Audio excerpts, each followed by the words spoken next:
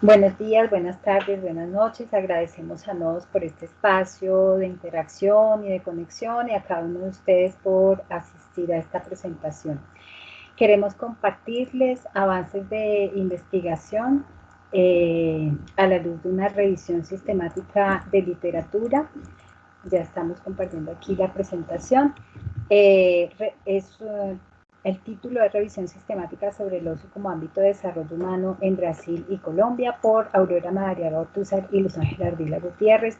Esta investigación o esta revisión sistemática hace parte de una investigación más amplia de imaginarios de ocio y desarrollo humano para profesores de educación superior en Brasil y Colombia.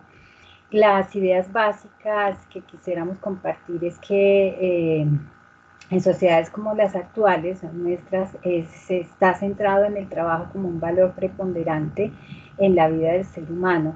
Y en ese sentido resulta contradictorio cuestionar significados que han sido establecidos para legitimar el trabajo como un valor rotundo y fundamental. El concepto en este contexto de ocio se ha enlazado desde siempre con el mundo del trabajo e incluso se ha llegado a considerar como una amenaza para el desarrollo de las sociedades en donde prevalece ese principio de tiempo y dinero. En este sentido, consideramos muy en consonancia con el propósito de este nodo que está, según el autor, nos invitaba a analizar, investigar, buscar soluciones y propuestas a estas situaciones que amenazan la calidad de vida de las personas y el futuro mismo de nuestra forma de entender la realidad. Desde esta mirada general, vamos a presentar algunas consideraciones preliminares, el objetivo, el método que utilizamos para esta investigación, los resultados y las conclusiones.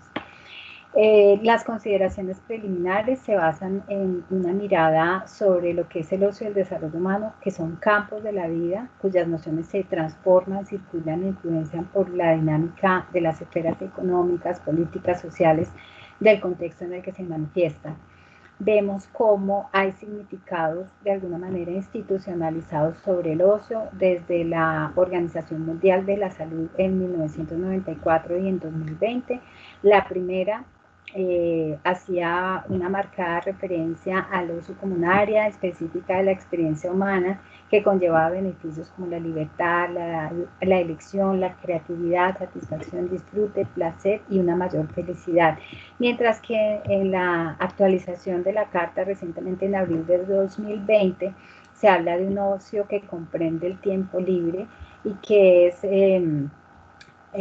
está relacionado con los actividades fuera de los compromisos remunerados o no remunerados, bueno, y como actividades que se desarrollan por el ser humano. También hay una visión institucionalizada del desarrollo desde las Naciones Unidas que dice que el desarrollo humano es un proceso mediante el cual se ofrece a las personas mayores oportunidades que generan una vida prolongada, saludable, educación y acceso a los recursos necesarios para tener un nivel de vida decente. En este sentido, desde estas concepciones globales, aparecen también algunas concepciones teóricas. Desde 1962 hasta 2001, diferentes autores han conceptualizado sobre lo que es el ocio. Pieper habla de una experiencia de libertad, de gracia, de una facultad creadora. Se ha hablado incluso en los últimos años de un ocio humanista con la capacidad de generar sentido y encuentros creativos y que tiene un potencial sobre la especie humana en las artes y la evolución de las ciencias. Algunas consideraciones desde el ámbito latinoamericano con autores que nos dicen que se asocia más bien a un tiempo vacío de no hacer nada, vinculado a la pereza o la holgazanería. O Salazar, que nos hace referencia y nos recuerda cómo el ocio es visto como la madre de todos los vicios en ese escenario coloquial en el que se habla del ocio. Lema en Uruguay nos habla de cómo se ha trascendido una influencia anglosajona en nuestro contexto y pues que se ha utilizado más en nuestros escenarios latinoamericanos el concepto de tiempo libre y recreación más que ocio, porque el ocio tiene una connotación negativa. Desde esta mirada global y teórica, nuestro objetivo es identificar las comprensiones sobre el ocio y las relaciones que se plantean entre ocio y desarrollo humano en investigaciones de Brasil y Colombia. El método que utilizamos, como dijimos, es una investigación de revisión sistemática, de análisis de investigaciones que incluyen estos criterios. La búsqueda se hizo en bases de datos, dos, de ALNET y EBSCO, y básicamente se analizaron investigaciones de Brasil y de Colombia.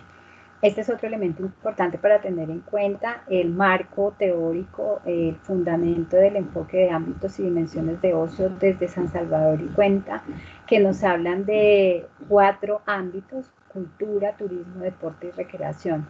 La cultura, entendida como un elemento humano que se transforma y va cambiando según el tiempo, los grupos sociales. El turismo, entendido desde esa mirada muy económica hoy en día, pero que se ha venido también transformando y transitando hacia nuevos significados. El deporte, también importante para nuestras sociedades hoy en día, que reconoce pues como dos escenarios, como practicante y como espectador, y muy importante para nuestras sociedades de inicios del siglo XXI.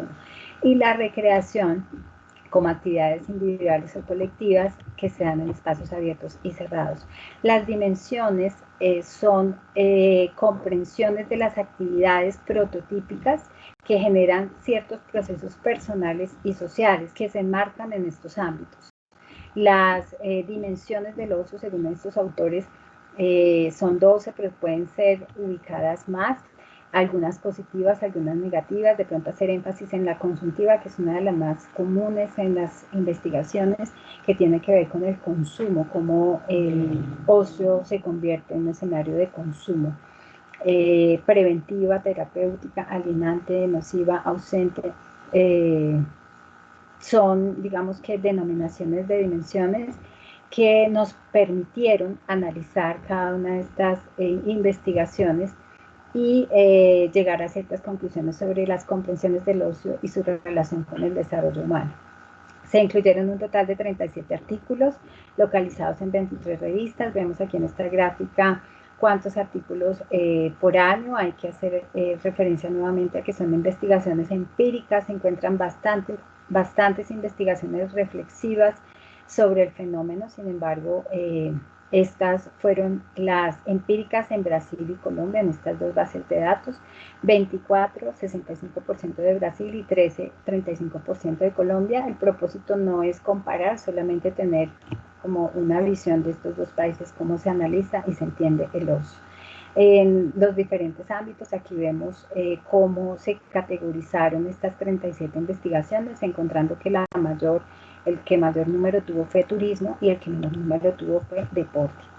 Los resultados también se encuentran frente a las dimensiones, como el número de investigaciones se asocian a las dimensiones.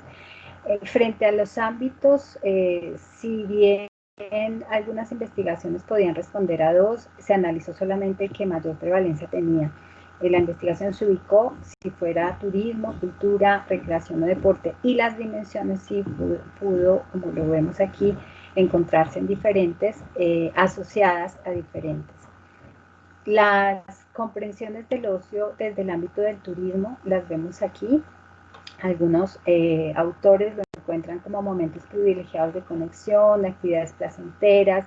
El ocio desde el turismo se relaciona con la imagen afectiva que tenemos los seres humanos hacia los lugares y prácticas neoliberales de intervención. Digamos que es un asunto, un factor negativo que se encontró en este tipo de prácticas de turismo voluntario, en el que unas personas se encuentran o acompañan a ciertas comunidades y intervienen en sus procesos económicos, sociales e incluso políticos.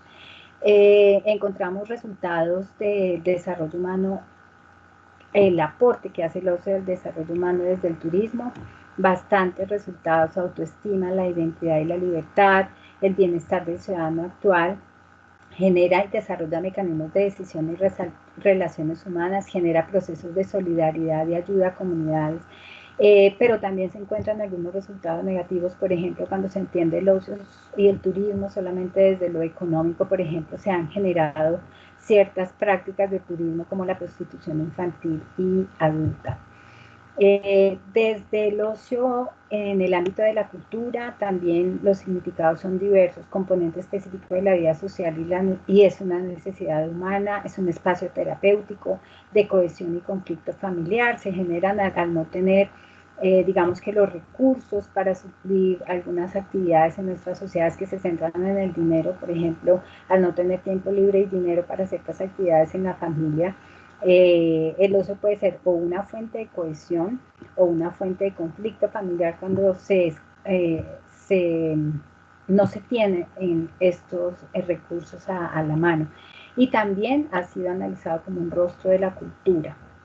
Los resultados del ocio como desarrollo humano en el ámbito de la cultura también los vemos aquí, contribuyen a mejorar adaptación a los entornos, proporcionan un panorama político, social y cultural y ayuda a desarrollar habilidades sociales y también un rasgo característico de la cultura que se ve en las investigaciones es la tecnología como un factor de ocio y cómo esta puede ser positiva porque desarrolla, por ejemplo, estas posibilidades de autoexpresión y realización, pero también genera un cierto tipo de ocio individualizado cuando las personas se alejan de sus grupos sociales.